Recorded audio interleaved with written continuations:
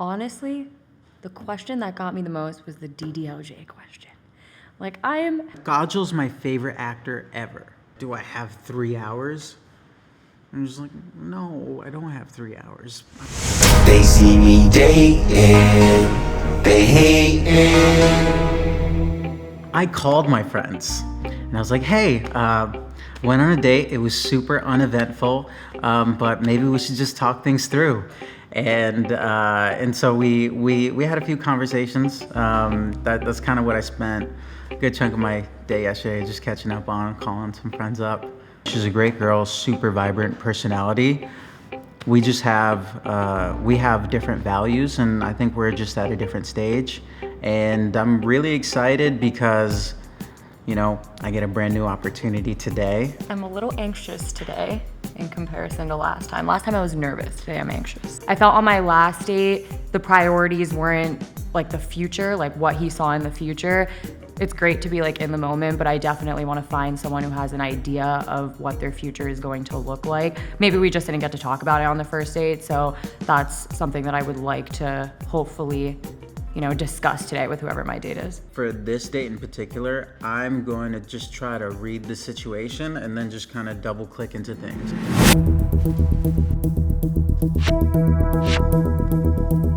Hey. Hello. How's it going? Everything's good. How you doing? You know, just having a day. What about opening up to someone scares you the most? I do have slight bits of trust issues. So I have a hard time opening up to people sometimes because I have like this fear that they'll like use it against me at some point in my life. It's so weird like getting out of a relationship and like knowing that that person's no longer in your life but knows like your deepest secrets. It's like scary to me. I find that extremely scary. I definitely feel similarly to you where, you know, sometimes you might say something and then there's the fear that it might be used against you, and then also, you know, revealing too much too early and not knowing like if they're with you for like the long term, then it doesn't create like a safe enough dynamic for later on, because then when things end, you just kind of walk away just like really questioning yourself. So I'm with you on that. What are you taking for granted? I think I'm definitely taking my time and my youth for granted. I'm giving time and energy to things that don't serve me right now. And I think, you know, it's time to make some hard decisions. What about you? I feel like for the longest time I like was taking like family for granted. Like I just never realized how like lucky I really was to have such a big family. I used to think it was like annoying sometimes, like having 3 sisters and like living in this like full house of people and stuff like that. I wish that I took more advantage of the time I had when we were all together. Describe my voice in 3 words. Soothing, confident, and I might need you to keep talking while I think of the third one. Watermelon bubblegum. Watermelon bubblegum.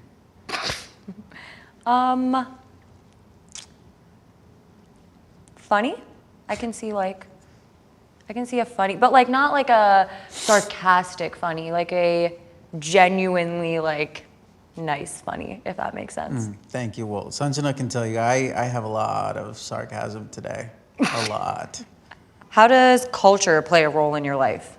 I think culture for me, it's something that I didn't even think about. So I grew up not seeing any other brown people for a very long time. I didn't feel a connection to my heritage. And then also I think when most of us in the room, when we were growing up, like you were called an ABDC,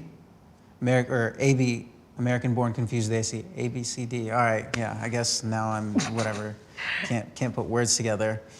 So there's more names you can call me. But I think that really kind of alienated me from culture. And then my nephew was born a few years ago.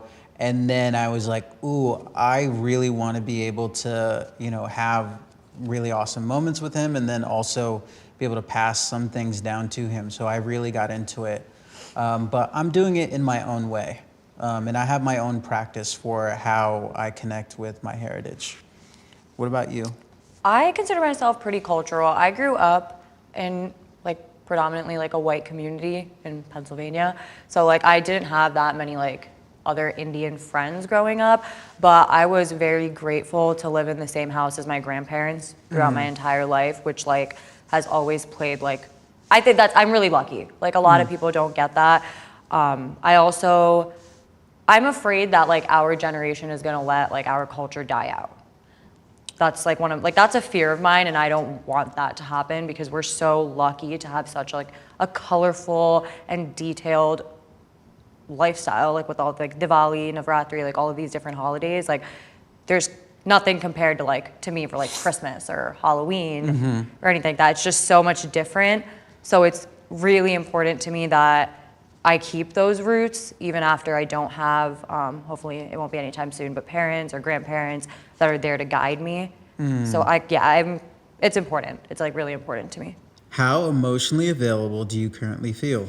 I feel like a lot of people have been asking me this question recently, and I'm starting to debate if I am emotionally available. I feel like I'm ready in regards to my last relationship to explore something new. I do get cold feet very quickly though, so I feel like that kind of hinders towards maybe I am like on the fence sometimes, but I have to like really push myself to get out of that. So I'm like at this, I would say like out of 10, I'm at a 9. I think I'm really emotionally available. I think I'm pursuing a lot of goals, but the one thing that I'm really prioritizing this year is thinking about my relationships and using my energy wisely. I feel like I'm good. There's certain like situations that can trigger me sometimes, truthfully. 3, 2, 1. Hello, how's it going? Nice to meet you. Well, I guess your face. To your voice now, Faces now. Faces are known. All right. So eye for an eye. Okay. Wait, do we have to do it at the same time? Yeah, we look at each other. That so sounds we make horrendous. eye contact. If I'm looking at you, I may hit you. That's fine. Okay. 1, 2, 3. Ooh. Wow, I'm so talented. Look at that. Look at that. Now the game actually begins, so you can go. Do you believe in splitting the bill on a first date? Absolutely not. One thing I actually do is like, I always call the restaurant or the bar beforehand. I put my card before I get there. Does that work? Every single, that's what I've always done. I've actually never heard someone say that. I'm okay with it. Yeah. I feel like I can like hold my own. So I always offer. I don't think it's like the best first impression if someone agrees to it, but I'm okay with doing it. Like I can do it. I just think it doesn't set the tone right. No, it doesn't. It's just like I feel like I always like I feel obligated to at least ask. Like, do you ever feel as if you had a bad date and then you just like don't want to pay for that person? No, because I feel like as the guy, like you just always have to pay. Yeah. Like you can't get out of it. That's true. Okay, Yeah. I agree. All right, on that note. All right, there you go. I really underestimated myself. All right, I've been targeted. Are you a mama's boy? Yeah, I mean, like, I definitely have, the normal brown boy relationship with his mother. I think one thing that I have been doing is, like, learning how to set the appropriate boundaries on, saying, like, hey, this is what I believe in. This is how I'm going to start behaving. Are you closer to your mom or your dad? Definitely closer to my mom. To your mom? Yeah. I'm close to my dad. I'm the youngest, so normally people think that I get like the easiest treatment, but I actually feel like sometimes I get the hardest treatment. So. Did you have a strict household? No. I'm extremely grateful that I did not have a very strict family. All right, well, it looks like there's a card under your cup with our activity, our first activity. So play rock, paper, scissors, winner asks loser anything. Ooh. Oh, that's a good one. All right. Ready? Rock, paper, scissors, shoot. Okay. Rock, paper, scissors, shoot. Yes. Do you have like a 5-year plan or do you have a plan? Like 5 years, 10 years, like do you have an idea of where you I see yourself and what is it? I have a vision for myself, and I think right now my vision is more centered around like kind of these different layers of karma. So right now I think I just finished like the last 5-year plan of like I want financial freedom and independence. So you like set it so then once you hit a plan, then you set another 5 years moving forward. Okay. A new intention, a new layer of like what is my purpose. Yeah. Ooh. I don't know if it's the cups, but can I take some of these home? What is a non-negotiable when looking for a partner? You need to have a dream of like where you specifically want to take your life that is outside of being with another person. I agree. Is emotional intimacy more important than physical? I think they're both important. I think it's like a 50-50. If one is missing, I don't think the other one can make it better, if that makes sense. I think that there's so many things that can be said without words. Yeah.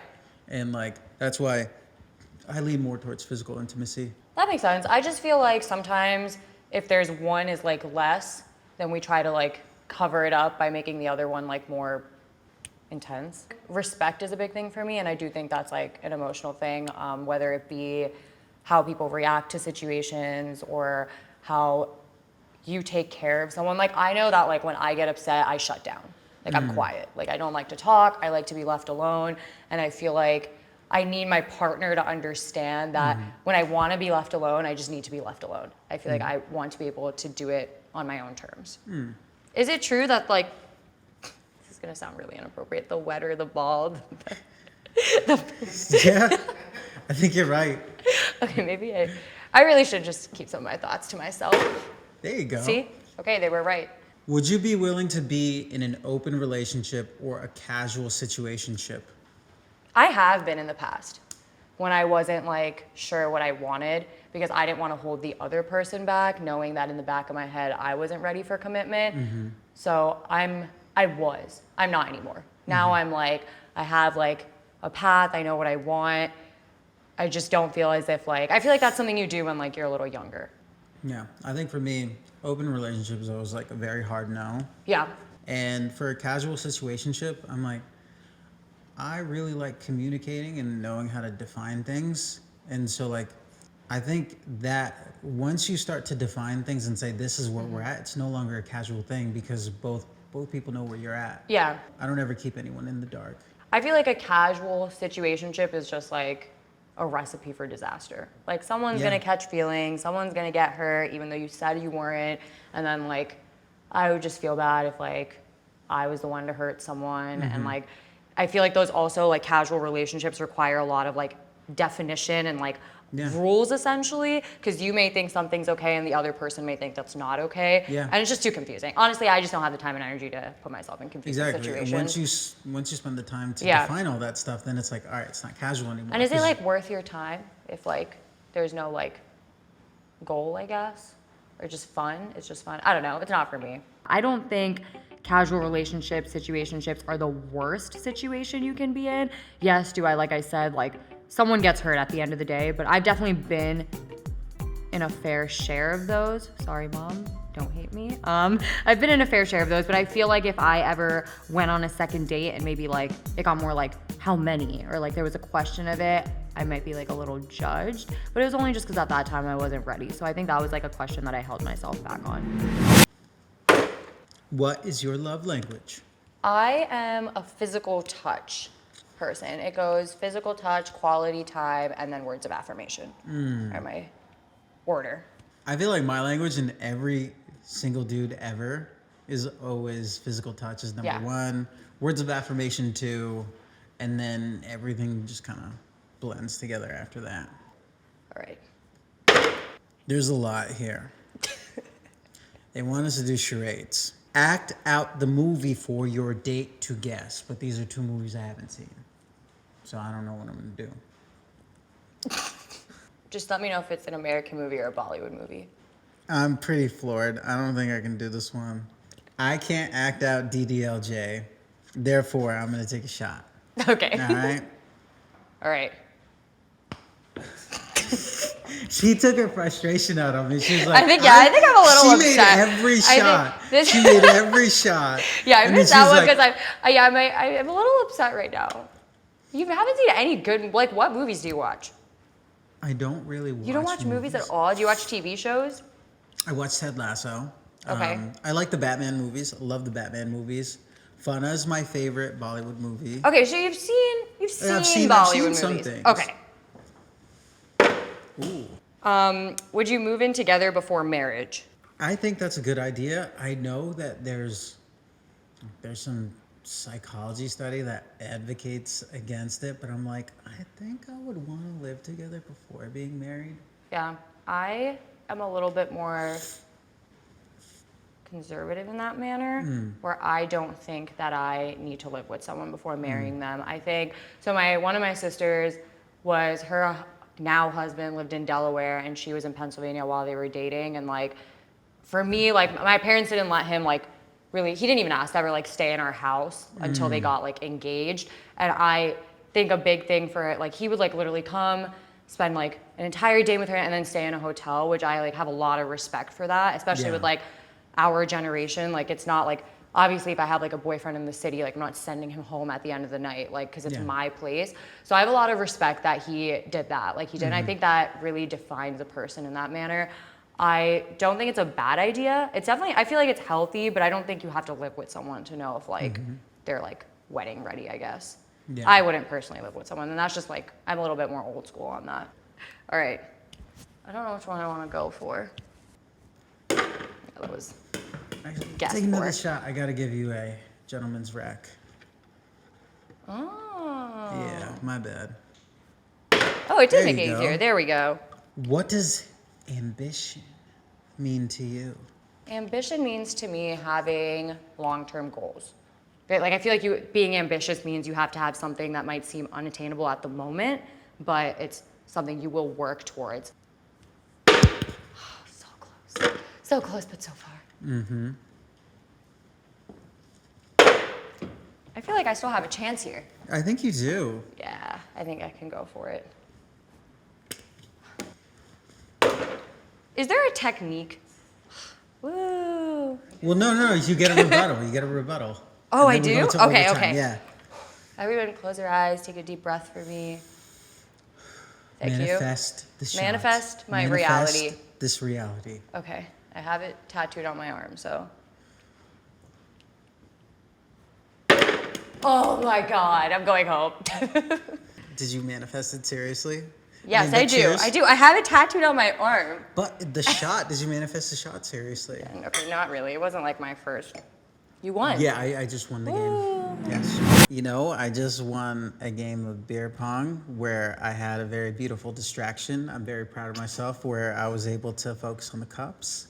And yeah, it was very fun. Congratulations. Thank you. Cheers. Now you have to chug it because you won.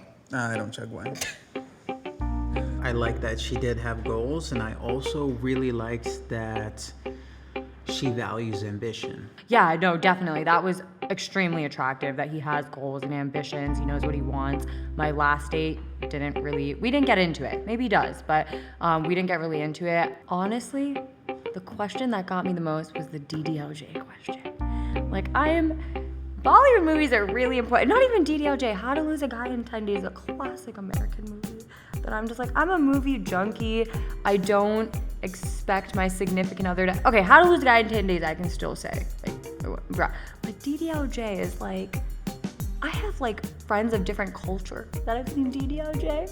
So like, I was a little upset. I was a little hurt that he's never seen it. Kajal's my favorite actor ever. Do I have 3 hours? I'm just like, no, I don't have 3 hours. By my damn self, no. Like, I love Hrithik Roshan. I've seen every Hrithik Roshan movie because I love him.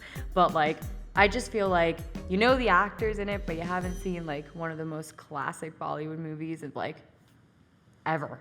If it was like a date night, I'd be like, all right, yeah, great. I'm totally fine with that. But 3 hours by myself, I'm like, no, I gotta work on myself. Would you go on a second date with Namita? Yes, I would definitely go on a second date with Namita. In comparison to my last date, I think this date was a little more awkward for me, even though I knew what I was coming into. I think my last one was a little bit more playful. This one I didn't feel like myself. I do not think I would go on a second date with Jay. It's so funny that like coming on a show like this, I would never imagine myself on, has taught me that there are a lot of things I need to think about. Like my first date, I was like, younger is not for me, but I had more fun on that date. Now I'm with someone who showed me ambition goals, which is obviously, like I said, so important to me in my post date, and I don't want to go on a second date. So maybe I should figure out my own thoughts when I get home today. They see me dating, they hating. I think with Susanna, She was the personification of like very, very spicy pabaji, of just like you're tasting a lot all at once, and it was just like a lot to take in. I think that's kind of like the appropriate way that I would put it.